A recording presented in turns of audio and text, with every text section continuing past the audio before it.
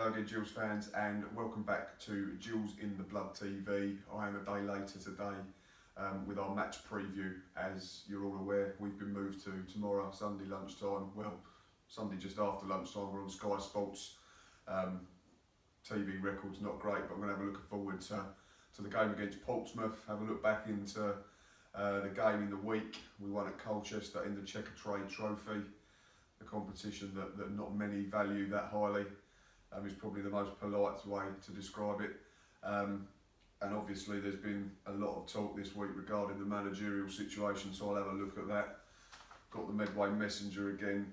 Evans above the rest is the main headline. So we might as well do that first. Obviously,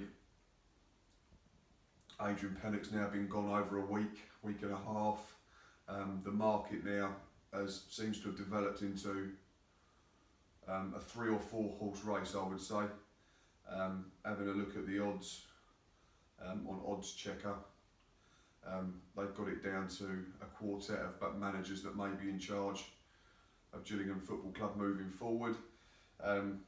Obviously, early part of last week, Martin Allen sort of came from nowhere and was backed in overnight. It seemed from about 25 to 1 into 8 to 1 to take over. There was rumours that he might have been coming on board until the end of the season. And then a couple of days after that, Steve Evans, bolt from the blue, hadn't been mentioned in any markets, was suddenly the favourite, the front runner.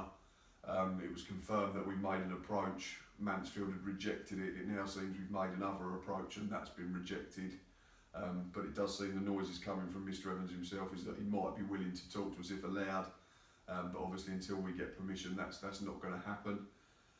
Sean Derry, Cambridge United's gaffer, is the current favourite. I think yesterday or the day before he was backed into as short as 5 to 1 on, I believe, and I think some firms even suspended taking bets on him, so it looked like he was nailed on. He's out of contract at the end of the season, I believe. Again, he's come out in his local press up there and said that it's purely speculation and he's concentrating on his job at Cambridge United.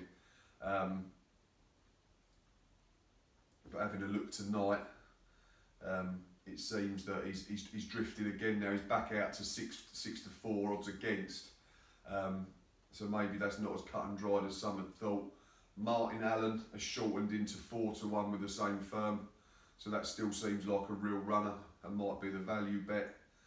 Steve Evans hasn't moved now for a while, 5 to 1 with most firms according to Odds Checker. And an interesting one again, shortening. But that might be to do with the fact that being in charge for 10 games counts as being a permanent manager. So Peter Taylor shortened into 7 to 1 with a couple of firms. So that could be another one if you like to have a bit of a flutter that could be worth looking at, because if he's in charge now for another 6 or 7 games, you'd actually get that and class that as a winning bet. My own personal opinion, I still think we should be looking at Chris Powell. Who's done a decent job at this level. He's desperate to get back into work. Hasn't been in game for a little while, so it might be that he can't be too picky with his job choices, etc. And obviously, we're not saying we want to sell ourselves short, but we're not in the best position, are we, in terms of league and squad at the moment? So it might be something that works, but obviously there's not been anything to suggest that Chris Powell's in the running at the moment. Which for me is a bit of a shame. Other names obviously that have been mentioned and that Dave went through for us at the beginning of the week. Obviously you get the out here ones and the old names again. Andy Hessenthaler, Justin Edinburgh in the market, but I cannot see it happening. Jay Saunders was the other one, which was interesting. I think he's now commented on the link. I think he was at our game at home to Scunthorpe a week ago last Tuesday, so that could be an interesting one to keep an eye on, especially with the fact that where he'd be coming from. But back to last Tuesday, Gills digging under Taylor, positives from trophy win. That's the headlines inside the Medway Messenger from Thursday. Excuse my dogs. If you can hear them barking in the background, I do apologise. We obviously went to Colu during the week and put out what was definitely a patched up side with plenty missing through injury, suspension, being rested, and we won 1-0. It's a very decent result. Peter Taylor come out afterwards and said there was lots of positives to take. There were some frustrating bits as well, but he understood that come from us being a young side. But win's a win. I've not boycotted this competition like plenty have, and that's fine. I appreciate why people are boycotting it, but for me, it's going to watch football. It's going to watch Gillingham Football Club, and regardless of what competition it is, when you're not winning football matches, if you can pick up victories, then it's not going to do the confidence any harm, and hopefully we gain and garner some momentum ahead of what is a massive game on Sunday. Max Amar obviously scored the goal, which I was very pleased about. Not to plug interviews in the channel, but everyone knows I spoke to him at the back end of last season. He comes across as a really nice bloke, top pro, etc, etc. And I thought he took some undeserved stick at the beginning of the season. It's nice to have seen him come out the other side of it. He's adapted his position. He's been playing central midfield for the last few games in the league. I know he was back at centre half Tuesday due to a lack of choices there, with injuries to others such as Luke O'Neill and Alex Lacey. But he scored a very good goal to win it for us late on. And there was big pluses in terms of the youngsters that were involved again. The likes of Aaron Simpson and Finn O'Mara made their first competitive starts for us. Darren Oldacre, Ben Chapman were involved. Chapman from the bench. I believe Darren Oldacre's second half was really good. So it'd be interesting to see if he's in with a chance at the weekend with Mark Burns suspended. So yeah, decent week in terms of Peter Taylor. Whatever you think of him, he hasn't done a lot wrong in the 3 games that he's taken charge of. We know we're not going to score lots of goals, so we're not going to be playing expansive football.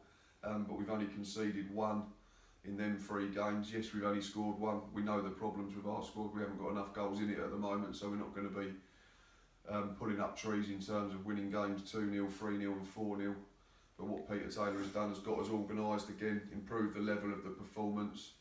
2 clean sheets and a win, you can't complain with that. The only defeat was at Blackburn.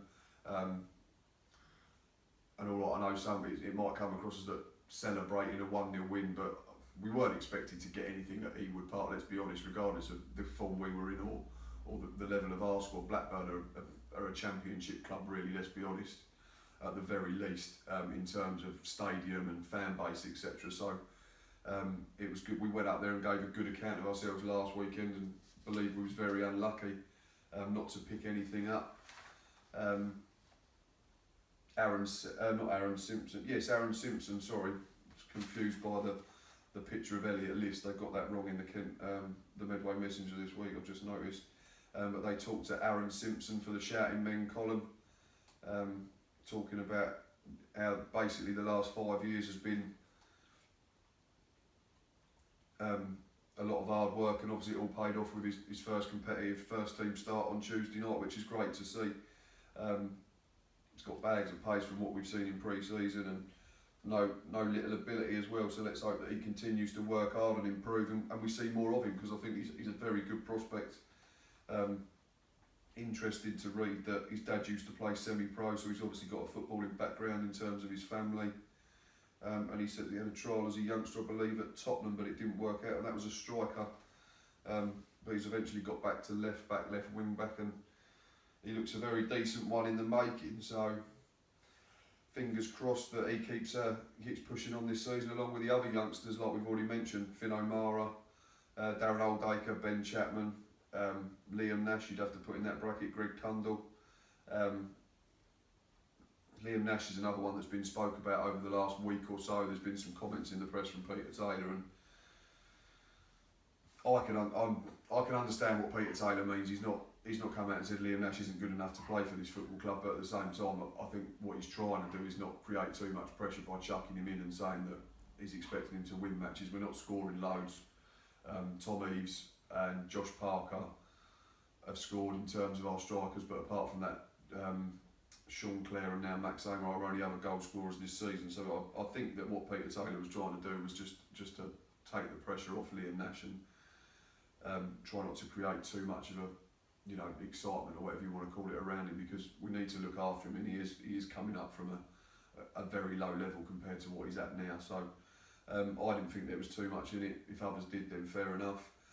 In terms of Sunday, Portsmouth, I had them to finish in the top 3 or 4 this season. I don't think they've started as well as they'd have probably liked, considering the size of the club. They've got a couple of injury problems. I think Brett Pittman, who's just one player of the month, I think, for them for September, he's out injured. They've got a couple of others that are touch and go, Nathan Thompson and others.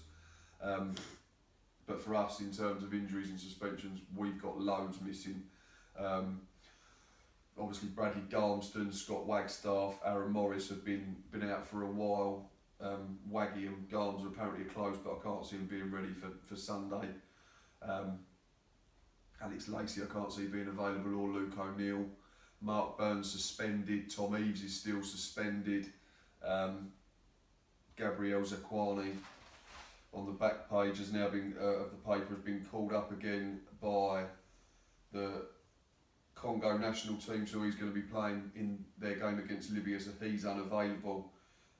So we really are down to the bare bones in terms of a back 4 or 3 or 5 or whatever decide to line up. So I think we could be looking at something. I was trying to pick a team today. I'd like to see if we go maybe Thomas Holy in goal, 3 centre backs. We might have to tuck Connor Ogilvie in as a centre half with Max Amar and Ben Nugent, and then wing backs maybe Elliot List or Sean Clare with Josh Parker the other side, and then in the middle Billy Bingham hopefully can stay fit and play second time in a week. Next to him it could be either Jake Hess or Darren Oldacre if he's impressed sufficiently. Lee Martin we could have more advanced than up front. I know Connor Wilkinson's another one that's been spoken about, but I think if we want to play 2 up top, we're going to have to play almost a big man, little man combination. So I would start him alongside either Elliot List or Sean Clare. If one of them plays wing back, the other one can play up top, and then it gives us a bit of flexibility in terms of interchanging and positions.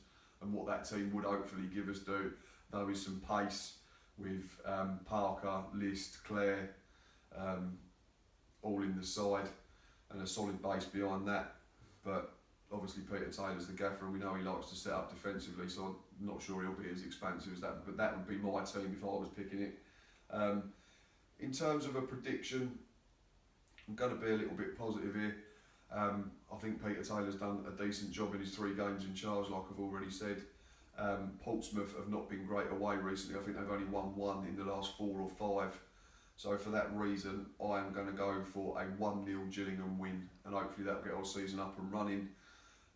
Obviously if Peter Taylor continues, then so be it. He's doing a good job. If we win this one, then that'd be 2 wins from 4. If not, and it is his last game in charge and a new manager comes in, then obviously it gives them a bit of momentum to work with. So that's my prediction. As always, thanks for watching, and until next time, up the Gills.